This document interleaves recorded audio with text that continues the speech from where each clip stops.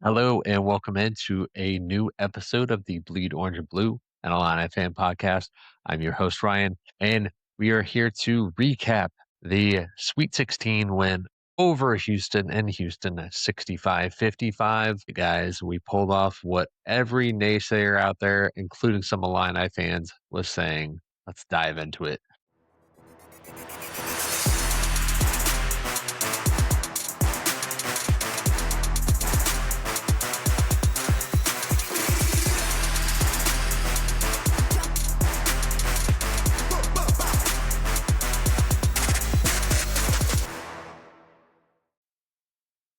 And welcome into a new episode of the Bleed Orange and Blue, an Illini fan podcast. Welcome in, you bleeders, to this one as we recap Illini's 65-55 win over Houston to get them to the Elite Eight, winning in the Sweet 16 for the first time since 2 years ago. So second Elite Eight and 3 seasons for the Illini as we look to continue to keep a deep run here in March, facing up against Iowa in the next one. So going to go ahead and dive into my recap here. Do apologize. This came out a hair late. I was having some technical difficulties. So going to go ahead and try to get through this one, as well as tack on a preview for our game against Iowa here this evening as I am filming this on Saturday. So let's dive into it. The Illini pull off what everyone didn't think they would. And honestly, I was skeptical. Houston worried me because, hey, the Illini had been showing some grit and some toughness for the first 2 games of the tournament, but we haven't quite seen that for a while. Honestly, since that 12-game winning streak, have I felt like we've been playing solid defense at a consistent basis up until this tournament. So obviously my concern is, hey, we just beat, 2 mid-majors. Like, VCU and Penn. VCU is a good team. Penn has some talent, but ultimately, what was it going to look like against somebody more elite like Houston? A top 10 in KenPom on both categories, offensively and defensively. Obviously, the big talk was on their defense, their grit, their aggressiveness. Now, I said this before heading into the game. The Illini have faced that. The Illini had faced Michigan State being tough, gritty, physical, especially with Keaton. And that's really what kicked off the be physical with Keaton, run that we kind of ran into and saw. And, we saw Michigan, and Michigan definitely brought that physicality and grit that the Illini didn't in that game. So definitely glad to see the Illini prove me right, because I was saying to all the naysayers, no, we're going to show up. The guys are going to come through and we're going to pull this one out. But I was concerned. I wasn't 100% feeling right about it. My gut was all over the place all day leading up to this one, and it being a late game on top of it. So thank you, NCAA, for that one. Why a Central Standard Time game is being played last when we have West Coast games made no sense. But let's get back to what the Illini did in this one. Obviously, the Illini were led by our freshmen, David Merkovich and Keaton Wagler. Keaton Wagler getting the KenPom MVP in this game. Honestly, loved the grit and the determination Keaton had in this one. He kept getting downhill, even though he was getting hacked and they weren't getting called, and he was missing layups. And shoot great from this game for this game, even from the line. 2 of 5 from the line. Obviously, most of us watching were on pins and needles between him and Kylan missing free throws, which we will definitely touch on this one towards the end of the game. But I loved what I saw out of Keaton just diving back in to get rebounds. I talked about this recently as well, that I hadn't seen Keaton crashing the boards for quite some time. And I get it. He was playing a lot of minutes. He was getting high usage. He was tired. But loved to see that he went back after it. Still played 38 minutes in this game. Had 12 rebounds, career high for him. Merk, obviously great on the boards. His physicality stood out. And Jake Davis, Kylan, and both of Isich's played an integral role in the rebounding game as well. Between all of those that I just listed off, all had 3 to 4 rebounds apiece. Jake Davis was like ripping some balls out of the Houston's hands a couple times, and I loved seeing that. He just took one away from Kingston Flemings on the offensive board, and he was like, "No, that's mine." I saw it on his face. He literally looked at him like, "Nah, This is mine. So love to see it.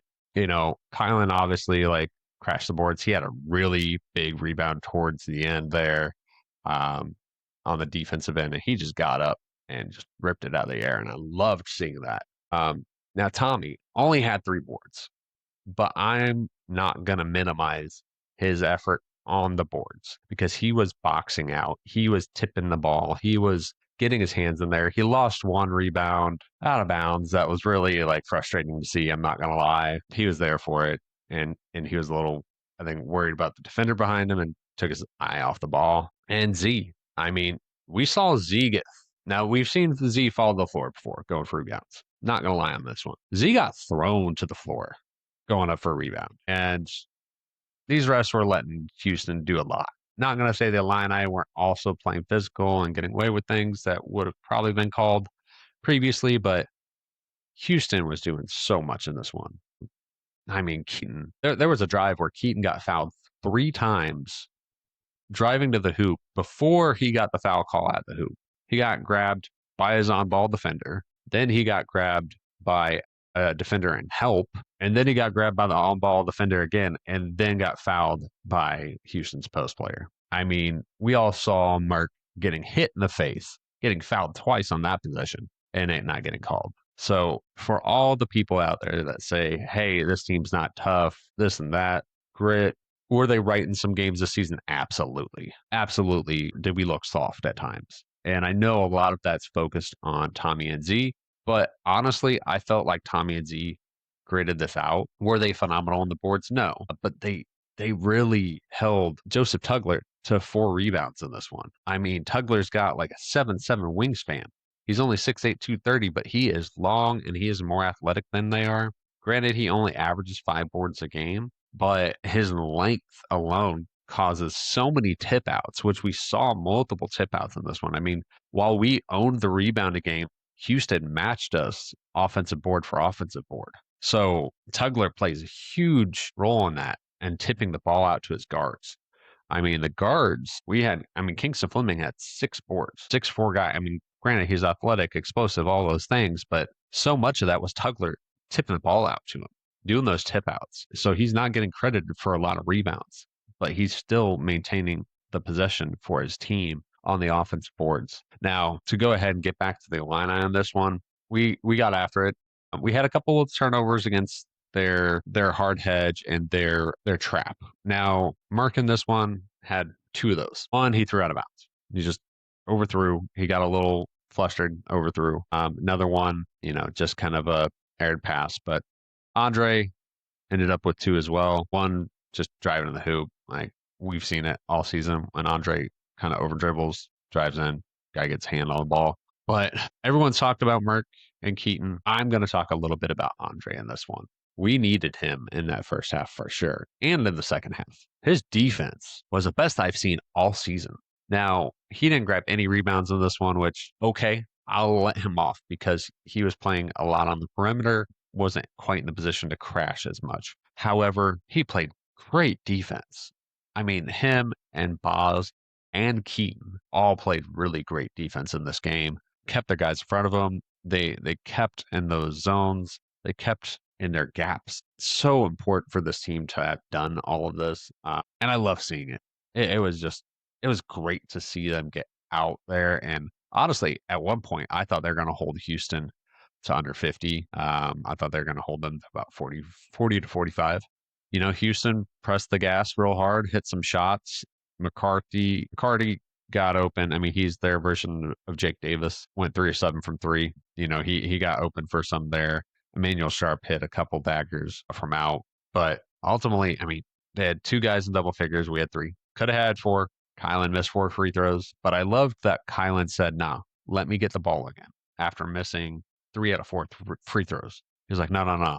Let me get that ball back. I got this. I'm the senior. I need to close this game out. And not only that, credit Brad to just saying, yeah, get him the ball, trusting his senior to close out a game in which we had difficulties doing and allowing teams coming back all season. We allowed UCLA, heck, even Iowa, who we're going to be playing, started pushing to come back against us at one point. Not only that, of course, we gave up comebacks to multiple other teams. I'm not gonna dive into the list, but we all know who they are if we've watched any games this season. When it comes down to it, the Illini gritted it out. They showed up, they played. I mean, they held Houston. If you not take out that stupid three, I'm not sure what Brad was doing with the fouls. I think he was trying to foul to the point where they had less time to get a good shot. I personally don't like that. I think you just play it out, especially with how good you've been playing on defense and how bad they were playing on offense. So in this one, the Illini were tougher. The Illini were grittier. The Illini showed up, showed out, and brought their defensive pride. Would we have loved to see this all season? Absolutely. But I love seeing it when the moment matters. So go ahead and close out this recap with stating the Illini are here. They are tough. They are fighters. And I look forward to this Elite Eight matchup against Iowa, which I will preview here next on the Bleed Orange and Blue podcast.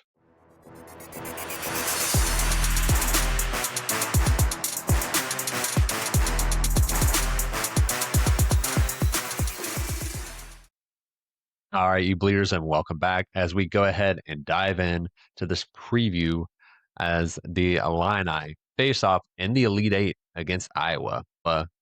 First Elite Eight since 1987, I believe. Crazy. And this being the Illini's second in the last 3 seasons. So I'm going to start off by saying hats off to Ben McCollum, who I definitely called out earlier this year for being a little wacky with some comments he made about recruiting Keaton when he was at Dayton, which there was no history or log of Dayton ever offering Keaton a scholarship. So we'll go ahead and lay off that one and just give a tip of the hat to Ben McCollum and what he's been able to do with this Iowa team, especially in this tournament. Not only that, but what the team has been able to do for themselves. So Ben Sturts has not been shooting good from 3 in this tournament, but his team has rallied around him. He's been not turning the ball over. He's got 1 turnover, and, hats off to him. But let's be honest, I don't like Iowa. Iowa is our rival. If you want to dive back into the whole question of Michigan being our rival, Iowa absolutely is our rival. If you want to question that, go talk to DeMonte Williams or Trent Frazier. I'm going to tell you right now, those guys are absolutely going to be like, yeah, we better go whoop them. They may say some other things, but in this Iowa matchup, I got 3 main components for the Illini to pull out another win against Iowa. And that's going to be some similarities to what we had in the first game, except don't let up. The Illini were in the midst of their 12-game win streak when they beat Iowa last. Iowa is not the same team as they were then, nor are the Illini. The Illini were up like 28-11 at one point, but only won that Iowa game. Absolutely crazy. We're up. We let them crawl back in that first half. It was 35-24. They outscored us in the second half, 45-40. Now, this Iowa team can definitely score. Let's be honest, they're a solid offensive team. Fulgueras has really stepped up and has been doing phenomenal things for them. Sturts has been doing Sturts things, just not hitting threes out of high volume. Cooper Koch, great role player, is going to go out and get you 10 points and, a few rebounds, especially as he's a solid role player for them. All these solid role players have been stepping up and doing their part in the tournament for Iowa. But Illinois has been doing a lot in this tournament in so many different ways that we haven't seen all season. We just talked about Houston. Illinois went on an 18-0 run. Illinois was up, or 17-0 run, sorry. Illinois was up. And we've seen teams come back against Illinois all season when we've been able to do that because we let off the gas. Oh, the Illini missed some free throws in that game. Concerned probably all of us. We still won by 10. Could have won by 15 at least, if we just hit free throws at a regular clip in that one. Now, the Illini in this one, my main points for them to go out and pull off this Elite Eight win and get running back to the Final Four for the first time since 2005, and no one forgets that team, is do some similar things to that first game against Iowa. I've already said this, but do what you did before. Now, that first game against Iowa, we got downhill. Boswell, Keaton did a bit, and Andre just got downhill. I mean, they got to the free throw line a fair amount, but Keaton had 19 points, 5 boards, four assists in that game. He went 4 of 7 from three. He only took 9 total shots and had 19 points. Island had 17 in that. He was 6 of 8 from two. So we know Kylan got downhill in that game. Dre, 7 of 16, 1 of 5 from three, as was Kylan actually when he went 7 of 13 from the field in total. Dre, again, 6 of 11 from two. Believe he shot some of his little like drive to lane turns in mid range that have been nice to see sometimes when winning a bucket, but also not nice because it's not always in the flow of what the Illini do on the offensive end. But we did have 12 turnovers in that game. That's a big key right there. So I think the Illini, after seeing Houston, who is a heavy turnover team, maintain themselves and not turn the ball over much. I mean, we had 9 turnovers, which is high for us. We also didn't shoot well from the free throw. The Illini only shot 11 free throws against Iowa. So free throws are going to matter in this one. Getting it downhill is going to matter because I think that's where we can, again, exploit Iowa is getting downhill, being aggressive, especially Kylan. Kylan does such a good job getting downhill prior to his injury. He's done it at moments, and I think this is the exact time he needs to do it again because he got starts into foul trouble in that first game. Averages 37.7 minutes a game. He played 33. He went 5 of 17, 2 of 8 from three. He had 6 assists. But the Illini need to do what they did, replicate. Aside from this, don't let up. And this is also during Tommy's what is he doing stretch. Played 20 minutes in that game, only had 1 foul, had 2 rebounds. I think we're going to see a bigger Tommy game. I think we're going to see Tommy come out and look a little more like Merck did in the last game. I mean, he had 12 boards against Iowa. I think Merck and Tommy are going to eat up down low in this game. I think they're going to get after it. I think the Illini are going to get downhill and they're going to get it to their posts. I think they're going to not worry as much about the 3-point game in this one. We'll see. Because my one concern is if these guys are tired, they may settle for threes. And I think that's a thing we need to focus on avoiding. We have the ability to get downhill against this team, especially if they play Fulgares at the center. So he'll be playing kind of a small ball. I mean, granted, he's 6'10", don't get me wrong, but he's 230. He's got athletic ability, but he's not necessarily a great shot blocker. So again, let the Illini get downhill. Also get him into foul trouble. He has been playing great in this tournament. I don't want him hot. I don't want Sturts hot. That's to me the key on defense in this game is don't let those two get hot and ultimately take care of the ball. Just take care of the ball a little better than we did in the previous game against Iowa where we had 12 turnovers. I think if we keep it about the Houston level, we will be happy at the end of this one because I think even if the Illini don't have a great shooting game, they have the ability to get downhill against this team. On an average on the season, we hit our free throws and we beat them in the rebounding battle before, and we can do it again. So again, my big keys, get downhill, rebound, take care of the ball. The Illini will come out with a win in this one. And honestly, if we are shooting well in this one, I think this could be a blowout. Anybody that checks out sleepers, Greg Waddle projected like 90 to 56 in this one. Now, he has been hard on Illinois towards the end of the season, as a lot of us have. He's like, honestly, if he wasn't such a Michigan fan, he would be an Illinois fan. If he grew up in Illinois, he'd be a psycho Illini fan, without a doubt in my mind. So shout out Greg, shout out Sleepers. Also, gonna give a shout out to Cart. I chose Michigan State to beat UConn. I really was actually hoping to see that just because I'm not a fan of Hurley. And I thought Michigan State just, in a way, deserved it more. Tough game, tough loss. So I know you're sad, Cart, but shout out to you. Hope you bounce back. Hope Fears doesn't go after cash money grab. Sounds like Michigan State's got an ATM to help with that now. So good luck to y'all in the off season, and we will see you next season. But as for Iowa, you better be ready for this cornfield to cornfield matchup because shoot, we got plenty of corn on our side too. I know you and the Huskers had that whole thing going on, but we right there with you. I grew up with a cornfield inside of my house my entire life until I moved to Florida at 21. So it's just like Iowa, except better because we are Illinois. We are the Illini. So I'm going to quit rambling here. Guys, so ready for this game. I am so ready for it. And I don't want our team to go in assuming they're going to win.